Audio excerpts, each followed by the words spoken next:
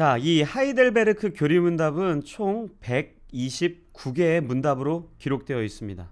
그런데 이걸 하나하나 질문하고 답하는 식으로 129개를 전부 묻고 답하면 굉장히 지루해져요. 재미가 없어요. 그래서 이 129개의 문답을 제가 조금 쉽고 간결하게 요약을 해서 설명해 드릴게요. 이게 왜 129개인지, 몇 년도에 기록했는지, 이걸 기록한 사람은 누구인지, 뭐 이런 거, 그 하이델베르크 도시의 특징은 뭐고, 이런 건 알면 좋겠지만 굳이 몰라도 돼요. 괜히 머리만 아프니까 그냥 지나가는 게 편합니다. 먼저 이 하이델베르크 문답의 첫 번째 질문이 뭔지 아세요? 바로 우리 인간의 유일한 위로는 무엇입니까? 그 답 당연히 우리가 예수 그리스도께 속해 있다는 것, 이게 답이에요. 이게 제가 답이기 때문에 말씀을 드리긴 하는데 정말 그렇게 믿고 사세요? 이게 진심으로, 적극적으로, 찐으로 동의가 돼요? 전혀 아무렇지도 않게 아멘 하고 진심으로 믿어지십니까? 만약 그렇다면 정말 훌륭하고 정말 멋진 거예요. 그런데 그렇게 생각하지 않으셔도 자책하지 마십시오. 어쩌면 그게 당연한 거예요. 정말 예수님이 나의 유일한 소망이야? 유일한 위로가 맞아? 라는 질문에 솔직하게 정말? 진짜? 이렇게 우리 자신에게 반문하는 게 어쩌면 당연할지도 모르겠어요. 그런데 이 하이델베르크 교리문답을 전부 공부하고 나면 전체 성경이 말하는 핵심을 우리가 공부해 보면 이 질문에 정말 우리는 아멘, 매우 그렇습니다 라고 답하게 될 거예요. 그래서 이 첫 번째 문항도 과감하게 가장 마지막 시간으로 던져버리고 그 다음 내용을 살펴보는 것이 좋습니다. 이것도 스킵. 자, 그 다음에 나오는 중요한 주제가 바로 인간은 죄인이라는 거예요. 자, 이렇게 이야기하면 아마 한 번쯤은 이런 질문 들어봤을 거예요. 뭐? 죄인이라고? 야, 내가 쇠고랑 찰만한 일을 한 적이 있냐? 구속되긴 했냐? 나 전과도 없어. 야, 다른 거 몰라. 전부 제쳐두더라도 적어도 내가 너보다 나아. 그런데 성경은 인간은 정말로 죄인입니다 라는 사실로 시작을 해요. 이 요한복음 8장에 보면은 간음을 하다가 붙잡힌 여자와 예수님의 대화가 있어요. 그 본문이 이 내용을 굉장히 쉽게 설명합니다. 자, 왜 사람들이 그 여인에게 전부 돌을 들어 던지려고 했어요? 아마 이렇게 생각했을 거예요. 적어도 내가 저 여자보다는 낫지. 나도 죄인이긴 하지만 그래도 저 여자가 범했던 죄보다 내 죄는 약하지. 그래서 돌을 들어 던지려고 하는 거예요. 그런데 성경은요, 죄를 사람들과의 사이에서 상대적으로 평가하지 않습니다. 이 말씀을 통해서 인간은 모두가 죄인이라고 설명하고 있어요. 그렇기 때문에 단 한 명도 빠짐없이 인간이 모두 죄인인 거예요. 이 701호 사는 그 순하디 순한 어르신도, 이 법 없이 살 것 같은 아래층 아줌마도, 선행을 베풀고 또 베푸는 그 누구라 할지라도 한 명도 빠짐없이 죄인이에요. 왜? 우리는 하나님의 말씀을 절대 완벽하게 지킬 수 없기 때문이에요. 그런데 그 다음의 내용들이 굉장히 재밌습니다. 분명히 완벽하게 말씀을 지킬 수 없다라고 우리에게 이야기하는데 또 동시에 그 말씀을 지키래요. 그러니까 앞뒤가 안 맞는 거예요. 인간이 죄인이라는 것까지 오케이. 성경이 기준이니까 아무도 완벽하게 말씀 지킬 수 없으니까. 근데 말씀을 지키라고 하는 거예요. 아니 그러면 능력을 주시거나 힘을 주시거나 아니면 지킬 수 없으면 아예 주시지 말아야지. 왜 주십니까? 이 질문 앞에 우리는 서게 되는 거죠. 그 질문에 대한 대답이 출애굽기 32장에 기록되어 있어요. 모세가 율법을 받으러 산에 오릅니다. 그래서 그 산에서 하나님께서 모세에게 십계명을 줘요. 아마 두렵고 떨리는 마음으로 받았을 거예요. 하지만 동시에 모세는 휘파람을 불며 입가에 미소가 한가득이었을 거예요. 왜요? 겨우 10개밖에 안 되잖아요.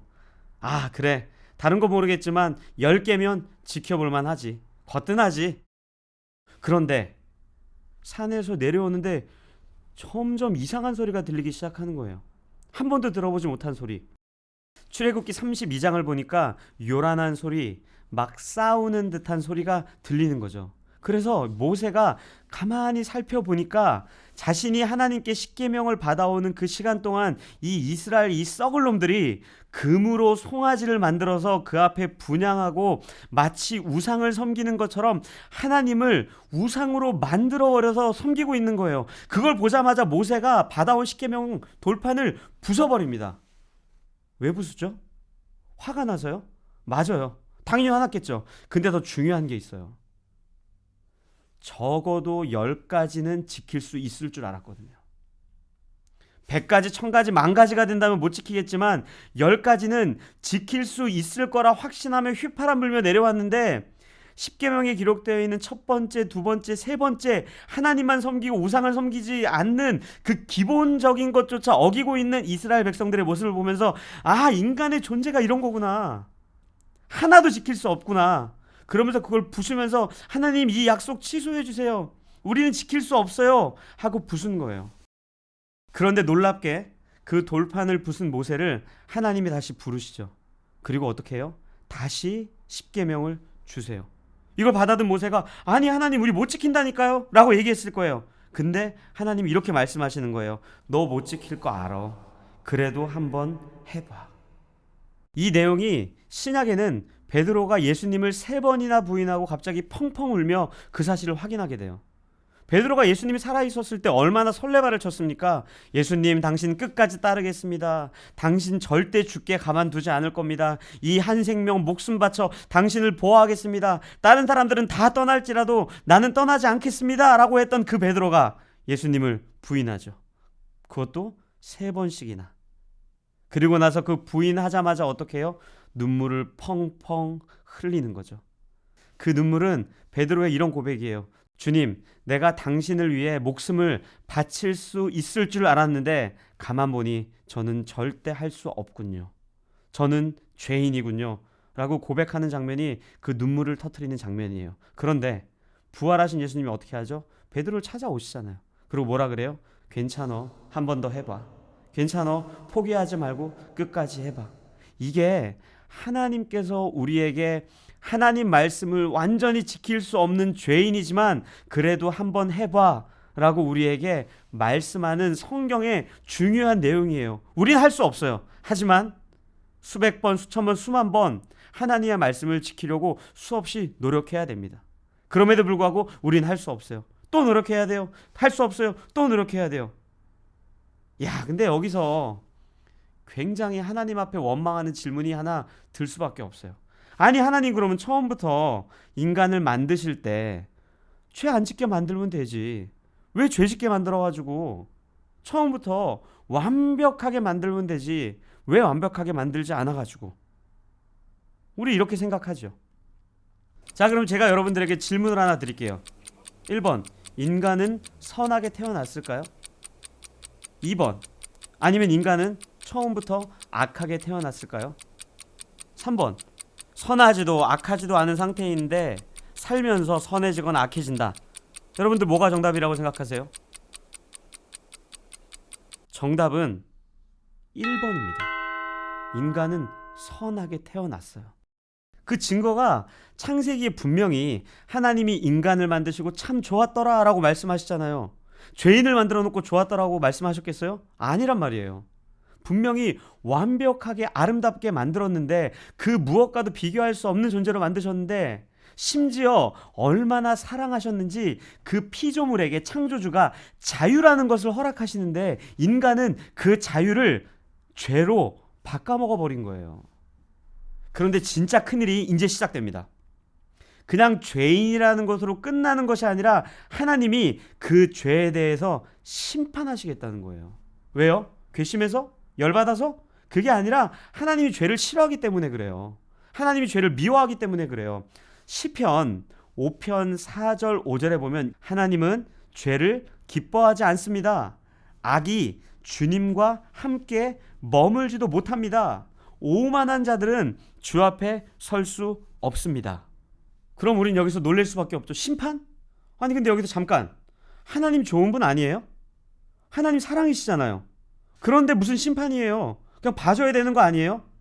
그런데 우리가 여기서 간과하지 말아야 되는 게 있어요. 하나님이 우리를 사랑하신다는 것과 죄에 대해 심판하시는 것은 달라요. 고린도전서 13장을 우리가 사랑장이라고 이야기해요. 그런데 거기에 이런 내용이 있어요. 사랑은 불의를 기뻐하지 않고 진리를 함께 기뻐합니다.